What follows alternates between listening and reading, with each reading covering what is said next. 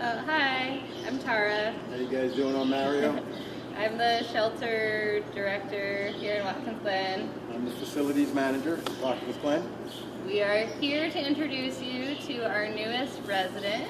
This is Bonnie Cow. She arrived today after a week and a half of trying to get her, not a non-stop week and a half, but this journey originally started for us about a week and a half ago. What a journey. What a journey. We're a little bit tired. So Bonnie has a really cool story. She was from a beef farm about 2 hours away from here, and back in August, when she was about 4 months old, when the farmer was loading up all of the cattle to send to auction because the farm was closing, Bonnie escaped. So of all the cattle who were there, Bonnie is the only one who got out, and she was just a baby. So at 4 months old, she would have still been nursing, she would have still been with her mom, but she ran, and she ran into the woods and was gone. And then in October or November, there started to be a few Bonnie sightings in this neighborhood, but like a really wooded neighborhood. And so there was talk that there was this cow, and it was kind of this funny novelty thing that, oh, there's a cow in the woods living with the deer. One of the first people who saw her actually thought she was a buck. She was running with a herd of deer, and then realized that she was a cow. So we found out about Bonnie from this amazing woman named Becky, who really became Bonnie's person, who made sure that she was going to be okay.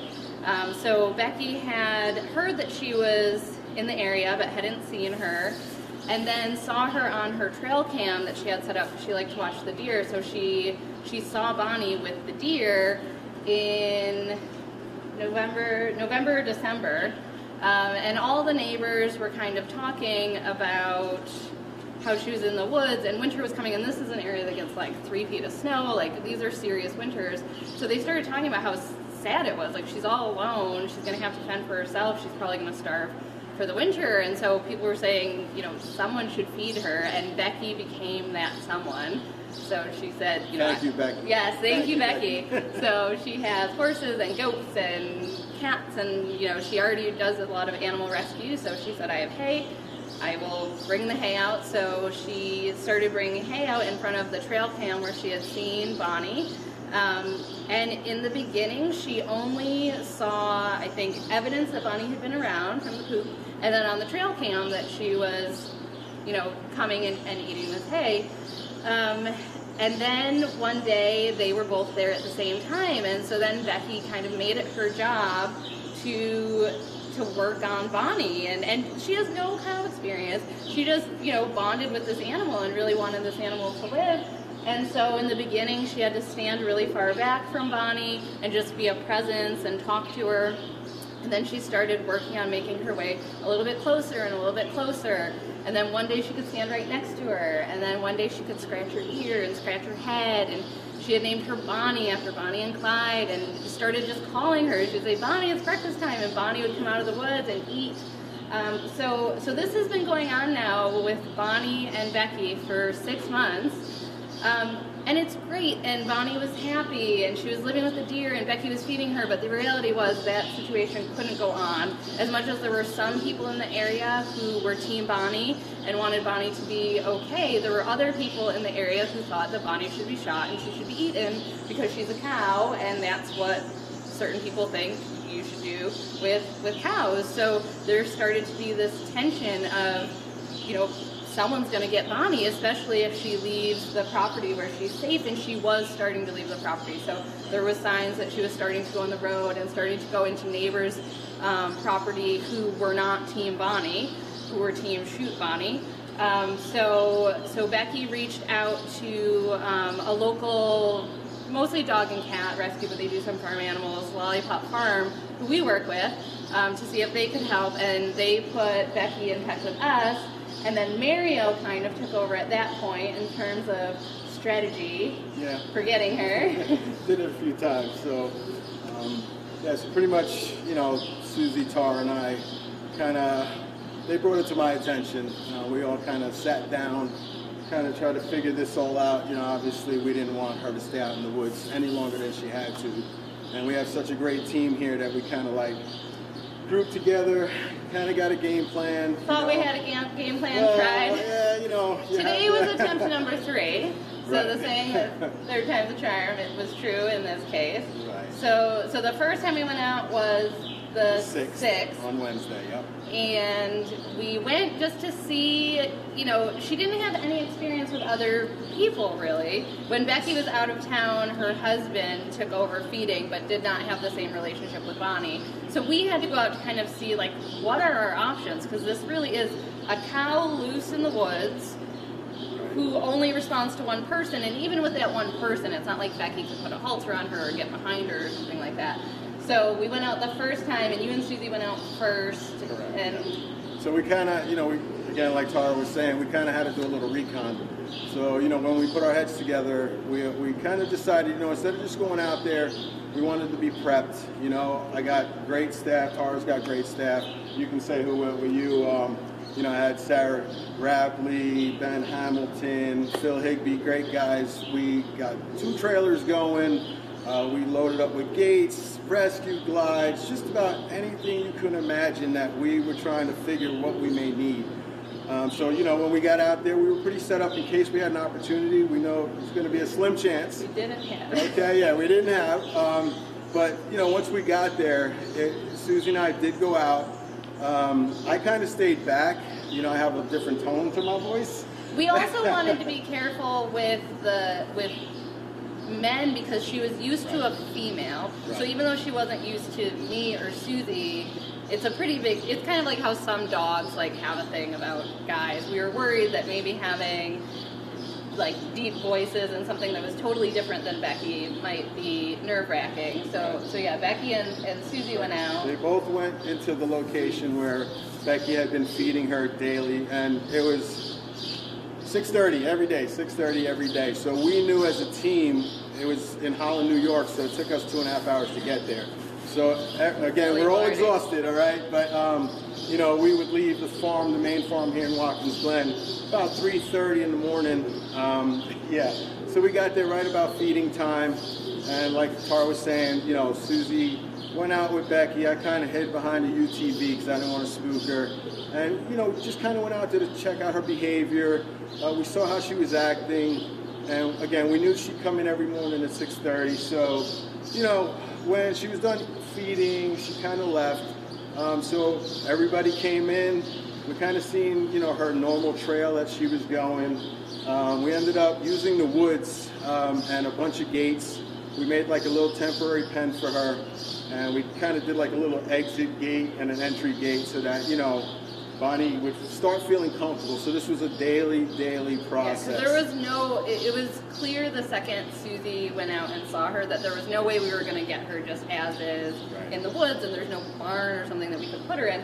So Mario's crew built like an enclosure around where she was already comfortable eating. And then it was Becky's job to every day get Bonnie in. And I think in the beginning she was a little bit nervous. Mario was getting updates every single day. Every morning, you know, we were kind of like, Becky and I were communicating, and, you know, we were talking things out via text. It was a little easier, but, you know, we kind of wanted to see how she was reacting to the, you know, the new environment, so to speak, for her.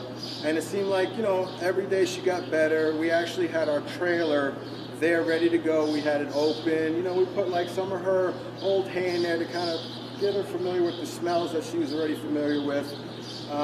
So, you know, as it progressed daily, it kept seeming more and more positive. And then we went out on the 14th. Yesterday. The 14th was The yesterday. 14th, It's been a long couple days. Yes, it has. So we went out yesterday. We We were left at 2:30 a.m. in the morning, and we 2:30. got there. And so the game plan was always changing, Yep. but we consulted with our vet, and we were really scared because she's a high alert, high strung animal. She's nervous. She's not used to other people. She's smart. She knew something was going on when we were there the first time.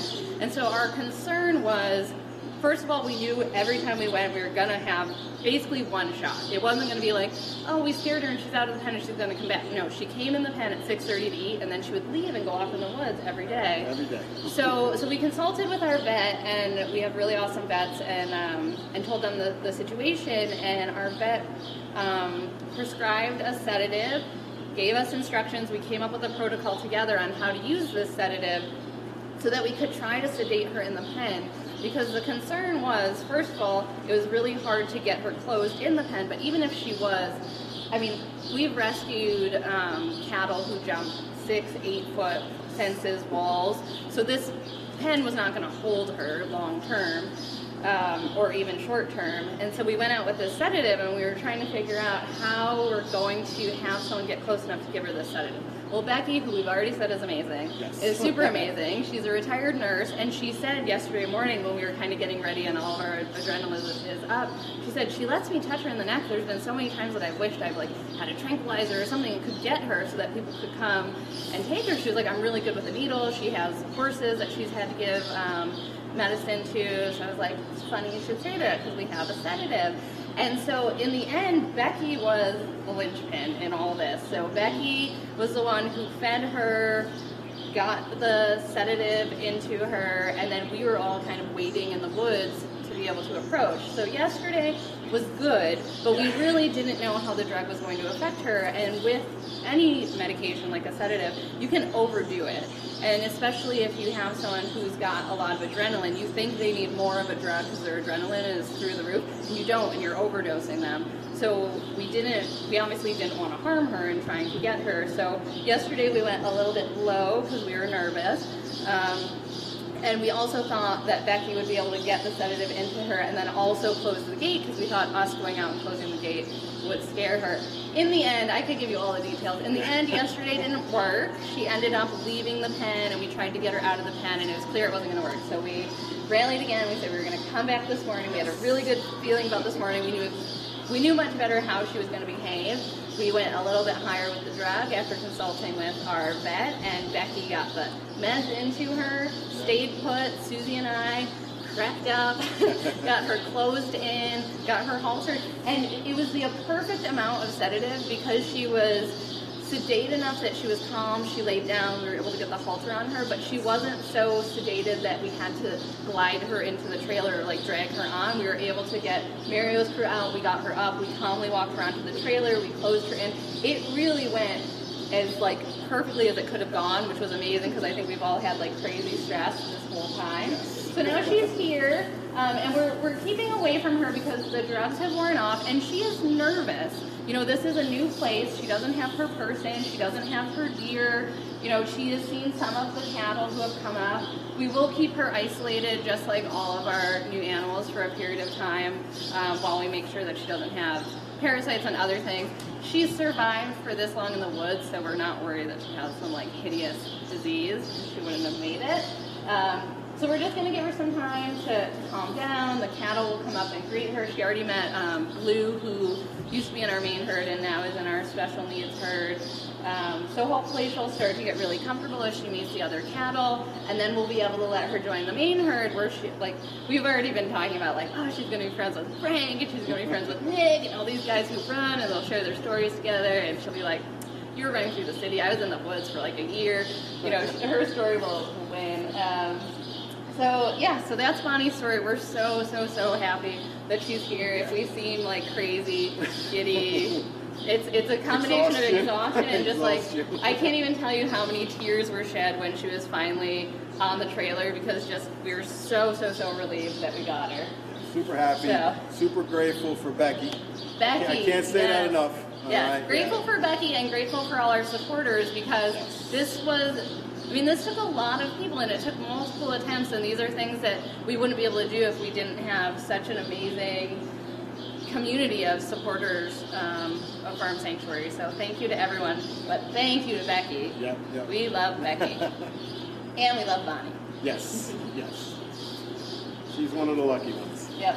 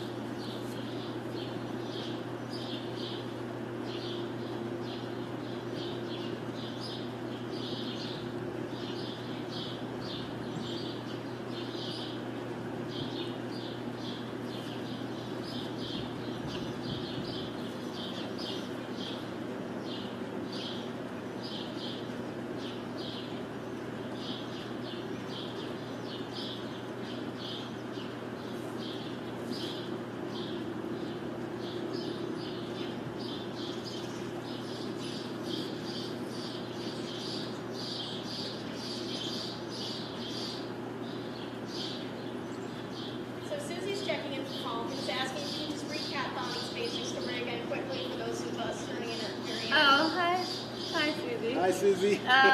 So Bonnie has been living in the woods since August when she escaped a local farm. The farm was closing and the farmer was loading up all of the cattle, and while he was loading them up, Bonnie escaped and made it into the woods and was living with a group of deer. So she was playing with the deer. There are really awesome photos of her sleeping surrounded by deer. Some of the first sightings, people thought that she was a giant buck and then realized she was a deer. And this amazing woman named Becky started feeding her and has been feeding her every day at 6:30 for the past 6 months, including when there was 3 feet of snow. She was going out there every morning, feeding her, gaining her trust. And without Becky gaining her trust, we never would have been able to go out and get her. So then this morning, she was lured into a pen with food, given a sedative, and walked onto the trailer. We have a question from Serena asking how a calf from 4 months old can survive in the woods without nursing. Are they able to eat at that time? So they are. They do start, the breeds that are used for beef, I think typically nurse like 10 months, though we have guys here who have nursed for a couple years. But they start supplementing with hay, grass, forage pretty early on. So at 4 months, she, would do better with her mom. I don't think every 4-month-old would live. I think Bonnie has a pretty, she's a savvy lady. Yeah. She made it work. But again, if she didn't have Becky feeding her through the winter, when there wasn't grass and nobody was feeding her hay, I think there's a good chance that she would have starved. Yeah, Becky was a major factor. Yep. She really was.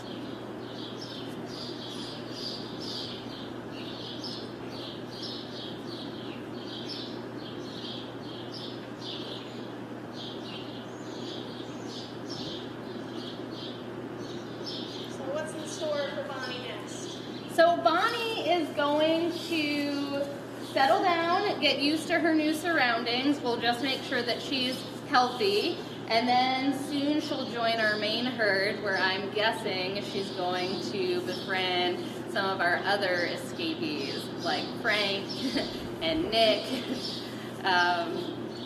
Joining the crew? Yeah, and I think she's going to be so much more comfortable when she's with the cattle. She's very alert right now. She's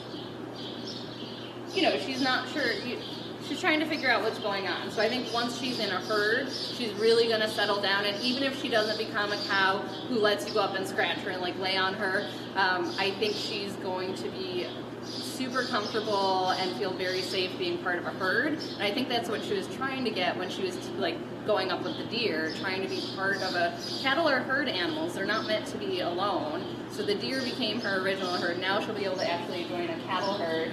The first day that we went out, Susie played cow sounds to her, and I heard that she was very interested. So I think it's going to be really, really incredible when she's able to really become one of the herd.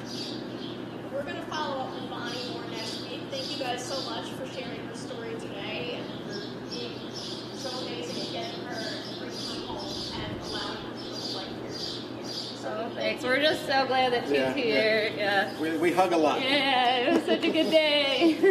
We'll be checking in with Bonnie more next week. Thank you so much, everybody, for joining us. All right, thanks, everybody. Thank you.